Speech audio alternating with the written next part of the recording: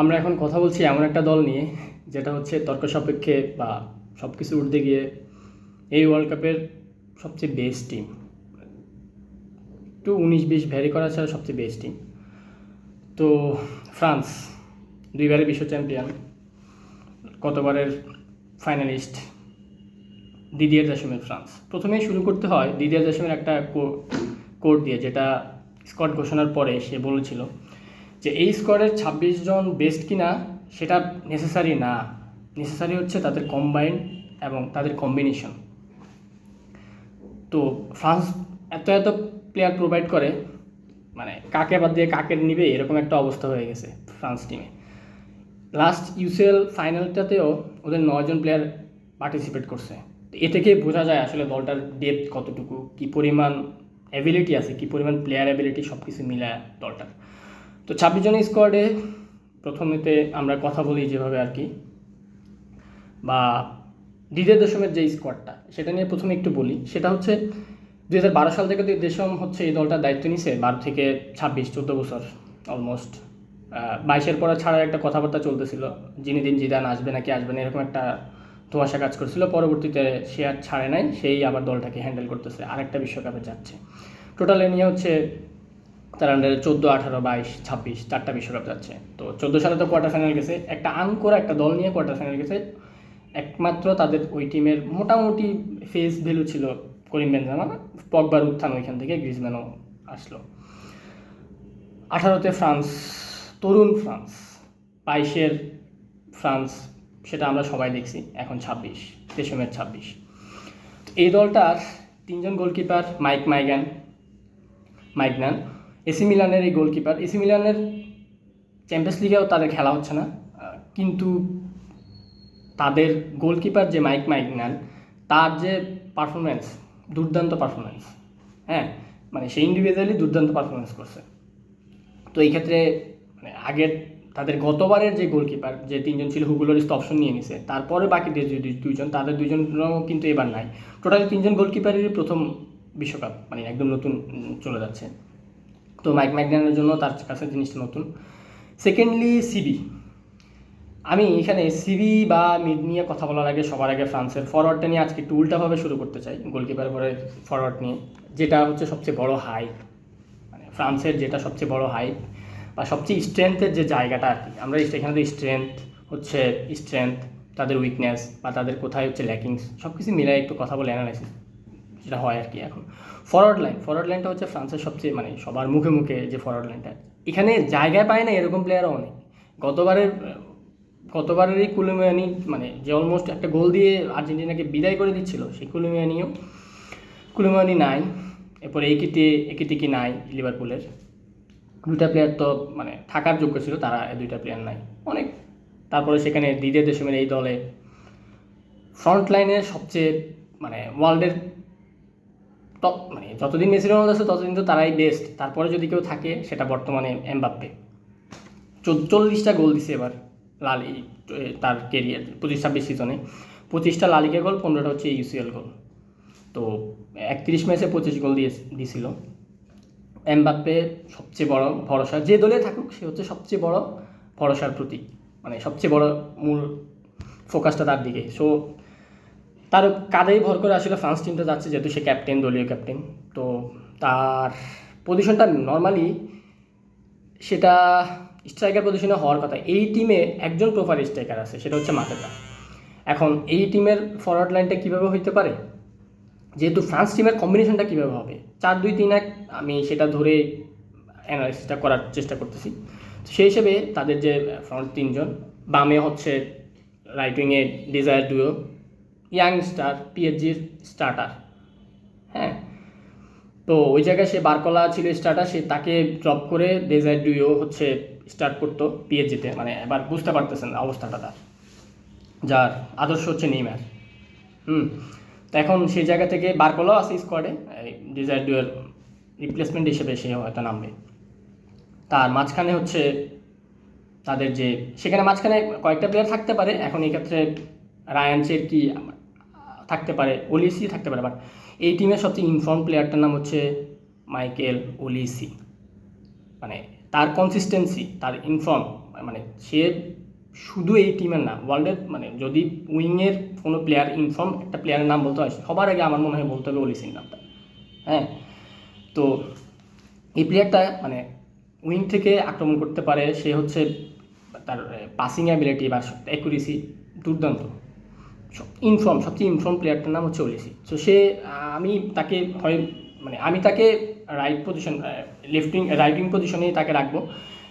Number 10-এ খুব কম আসতে পারে, মাঝখানে আমি রায়ান চেরকিকে রাখার পসিবিলিটি আমার পক্ষে বেশি। এখন এক্ষেত্রে আবার ডেম্বেলের কথা চলে আসতে পারে। এখন ওলিসি যদি হচ্ছে ওলিসি ডেম্বেলে দুদিন স্টার্ট করলে ওলিসি মাঝখানে অবশ্যই খেলতে হবে, ডেম্বেলেকে রাইট উইং ওই পাশে যাইতে হবে। ডেম্বেলে মানে last time Ballon d'Or champion, current বর্তমান টিমে ব্যালেন্ডিয়ারের কন্টেন্ডার, যদি ফ্রান্স কিছু একটা করে ফেলতে পারে, চোখ বন্ধ করে বলাই যায় ডেম্বেলে, উসমান ডেম্বেলে এখানে।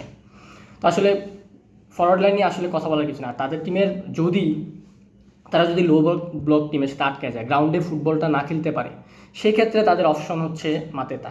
সেক্ষেত্রে এমবাপ্পে হয়তো উইংয়ে চলে আসবে, লেফটের যে থাকবে তাকে উঠায় হয়তো এমবাপ্পের ওই পজিশনে দিয়ে মাতেতাকে হচ্ছে তখন সামনে খেলাবে। ক্রিস্টাল প্যালেসে খেলে 12টা গোল দিছে, এই 2026-এ 12টা গোল দিয়ে দিছে অলরেডি ক্রিস্টাল প্যালেসের প্লেয়ার মাতেতা। এরিয়ালে খুবই ভালো। তো এরপরে যাই হোক, ফরওয়ার্ড লাইন নিয়ে আর কিছু বলার নেই, ফরওয়ার্ড লাইন সবাই আসলে মোটামুটি জানে এই টাইম। তারপর এই টিমের হচ্ছে মিড। এই টিমের উইকনেসের যদি জায়গাটা বলতে হয়, আমার কাছে মনে হয় এই টিমের এই মিডটা হচ্ছে একটু উইক পয়েন্টের জায়গা, মানে তুলনামূলক উইক পয়েন্ট। ফ্রান্স যে মানে টিম, সে সাথে উইক। এখন উইক হওয়ার একটা কারণ আছে, আমার মনে হচ্ছে যে এই টিমের মানে একজন গ্রিজম্যান নাই। হ্যাঁ, একজন গ্রিজম্যান আসলে নাই। গতবারের ফাইনাল ম্যাচ ছাড়া গ্রিজম্যান যে পরিমাণ বল প্রোভাইড করছে সামনে, যে পরিমাণ বল সাপ্লাই দিছে, আর তার যে লিঙ্ক আপটা ছিল, ওই লিঙ্ক আপটা ছিল দুর্দান্ত। এখন ওই একজন গ্রিজম্যানের অভাবটা কে পূরণ করবে? যদিও অ্যাঙ্গোলো কন্তে আছে, সে লাইন ব্রেকিং পাস দিতে পারে, মানে তার তো ফুসফুস 3-4টা, সে যেভাবে দৌড়ায়। কিন্তু আমার কাছে যতই অ্যাঙ্গোলো কন্তে থাকুক, যতই আদ্রিয়ান রাবিওট থাকুক, বা হচ্ছে যারা আছে আর কি, তারা যতই থাকুক, বা রায়ান চেরকি ওই পজিশনে খেলতে পারে এক্ষেত্রে, যতই থাকুক, এরপর হচ্ছে সেক্ষেত্রে আমার টপ পছন্দের যদি বলা, আমি চুয়ামেনিকে সবার উপরে রাখবো। চুয়ামেনি। এরপর হচ্ছে এই টিমের টেকনিক্যালি একজন সলিড একজন প্লেয়ার আছে, টেকনিক্যালি খুবই শার্প। হ্যাঁ, ম্যানুকোনে রোমাতে খেলে, টেকনিক্যালি খুবই শার্প। আমি দিদিয়ার দেশমের লাস্ট কয়েকটা ম্যাচে তাকে স্টার্ট করানো হয়েছে, মোটামুটি খুবই কনসিস্টেন্ট, খুবই ভালো। এরপর হচ্ছে আরেকটা প্লেয়ার আছে, সেটা আমার কাছে মনে হয় ওই প্লেয়ারটা খুবই জ্যাম হইতে যাইতেছে, জাইরি এমেরি। তাকে যদি প্রপারলি সুযোগটা দেওয়া হয়, মানে সে যদি সুযোগটা পায়, যদিও সে স্টার্টিং 11-এ থাকবে না, বাট সে পিএসজির পক্ষেও যে পরিমাণ লাস্টের দিকে নেমে যে পরিমাণ থ্রেড ক্রিয়েট করছে, হ্যাঁ, খুবই অ্যাটাকিংয়ে খুবই ভালো, লিঙ্ক আপটা খুব ভালো করতে পারে, ইয়াং একজন প্লেয়ার, 21 বছর বয়স। তো ওইটা একটা জ্যাম হইতে পারে। তো মিডে মোটামুটি 4-2-3 আগে যেহেতু যাবে, সেক্ষেত্রে স্টার্ট করার কথা অবশ্যই অ্যাঙ্গোলো কন্তে আর চুয়ামিনির, যেহেতু চুয়ামিনি এই মিডের, সে হচ্ছে বস, মানে সে এখানে লিডার। কামাভিঙ্গা নাই, হ্যাঁ, সে এখানে বস। কামাভিঙ্গা থাকলে একটা সোলো রানগুলো দেখতে পারতাম মাঝে মাঝে, সেটা তো অস্থির। তো আবার অ্যাঙ্গোলো কন্তের জায়গায় হয়তো আদ্রিয়ান রাবিওর খেলাইতে পারে, আর চুয়ামিনি এই টিমের অলওয়েজ থাকবে শুরুতে। তারপর হচ্ছে ডিফেন্স। ফ্রান্সের ডিফেন্স আরও দুর্দান্ত, মানে আমার সবাই তো অ্যাটাকিং নিয়ে কথা বলে, কিন্তু আমার কাছে মনে হয় এই টিমের মানে ডিফেন্স লাইনটাও খুবই সলিড ডিফেন্স। উইলিয়াম সালিবা যদিও ইঞ্জুরি কনসার্ন আছে, তার ব্যাপারে এখনও খুব একটা প্রপার পাওয়া যায় না যে ইঞ্জুরিটা কেমন, মানে সে প্রথম ম্যাচ স্টার্ট করতে পারবে কিনা, মেবি নট শিওর। তো উইলিয়াম সালিবা, তার সাথে উপমেকানো, মানে 100% স্টার্ট করার কথা। ইব্রাহিম কোনাতে আর্সেনালের ট্রফি জেতার পেছনে তার অবদানটা, লিভারপুলের যে বাজে অবস্থার পরেও ইব্রাহিম কোনাতের যে পারফরমেন্স ছিল, দুর্দান্ত পারফরমেন্স ছিল। আর উইলিয়াম সালিবা ছিল আর্সেনালে আর কি। তো কোনাতের মনে হয় না কোনাতে স্টার্টটা করতে পারবে, যেহেতু উপমেকানো আর হচ্ছে সালিবাই স্টার্ট করার কথা। সালিবা যদি ইঞ্জুরি প্রবলেম পড়লে তখনই হচ্ছে কোনাতে আসতে পারে আর কি। তাদের হচ্ছে কথা দুই ফুলব্যাক পজিশনে, রাইট পজিশনে অবশ্যই কুন্দেকে আমি প্রেফার করি। সেক্ষেত্রে আরেকটা অপশন তাদের আছে মালো গুস্তো মোটামুটি না, খুবই ভালো একটা সিজন কাটাইছে চেলসিতে। তো তার পসিবিলিটিও খুবই বেশি। যদি অ্যাঙ্গোলো কন্তে যদি মিডে খেলে, তখন সেক্ষেত্রে কুন্দে নামার চান্স বেশি। আর যদি আদ্রিয়ান রাবিওরে খেলায়, সেক্ষেত্রে হচ্ছে গুস্তোরে স্টার্ট করা যেতে পারে, এটা আমার পার্সোনালি মনে হয় আর কি। আর তার যে লেফট ফুলব্যাক, হার্নান্দেজ, দুই ভাই সহোদর, গতবার একজন ইঞ্জুরির কারণে প্রপারলি খেলতে পারে না, মনে হয় রুল আউট হয়েছে লুকাস। থিও তো ফাইনালে খেললো, দুর্দান্ত খেলে গেছে, যদিও থিও এখন ইউরোপে নাই, প্রো লিগে খেলে। তারপরে আমার ওই 2 হার্নান্দেজকে বাদ দিয়ে আমার মনে হয় এবার তাদের স্টার্ট করার কথা লুকাস দিগনের। 2014 স্কোয়াডে ছিল, 18তে ছিল না, 22-এ ছিল না, আবার 2026 স্কোয়াডে লুকাস দিগনে, অ্যাস্টন ভিলার লুকাস দিগনে দুর্দান্ত একটা মৌসুম কাটাইছে। মানে কি বলবো, এক সাইড থেকে পুরো অপারেট করছে সে, ফুল ব্যাকে মোটামুটি সলিড একটা পারফরমেন্স দিচ্ছে অ্যাস্টন ভিলার। তো তার স্টার্ট করার পসিবিলিটি বেশি। আর 3 ম্যান ব্যাকলাইনে যাওয়ার একটা পসিবিলিটি আমার কাছে মনে হয় সেটা থাকতে পারে দিদিয়ার দেশমের কাছে। সেক্ষেত্রে তাদের থিও হার্নান্দেজের বা লুকাস যে কোনো একজন হচ্ছে স্টার্ট করার কথা 3 ম্যান ব্যাকলাইন যদি যায়, হ্যাঁ সেক্ষেত্রে আর কি। এখন তাদের যদি বলতে হয় যে মানে উইক পয়েন্ট ল্যাকিংসটা কোথায়, সেই ল্যাকিংসটা আমার কাছে মনে হয় যে ওই মানে মিডে ঠিকমতো ক্রিয়েটিভ একজন মিডফিল্ডার, যেটা অ্যাঙ্গোলো কন থেকে হইতে পারে, কিন্তু অ্যাঙ্গোলো কন্তে তো আসলে একটা বয়সের চাপ সব কিছু মিলে একটা জিনিস চিন্তা করতে হবে। তো অ্যাঙ্গোলো কন্তে যদি তার প্রপার যদি অ্যাঙ্গোলো কন্তে হিসেবে খেলতে পারে তাহলে ওকে। আর আরেকটা সবচেয়ে বড় জিনিস, গুরুত্বপূর্ণ ল্যাকিংস আমার, সেটা হচ্ছে মানে এমবাপ্পে নির্ভরতা। যত এমবাপ্পে নির্ভরতা কমাইতে পারবে ফ্রান্স টিম, ততই তারা ভালো করার পসিবিলিটি সবচেয়ে বেশি।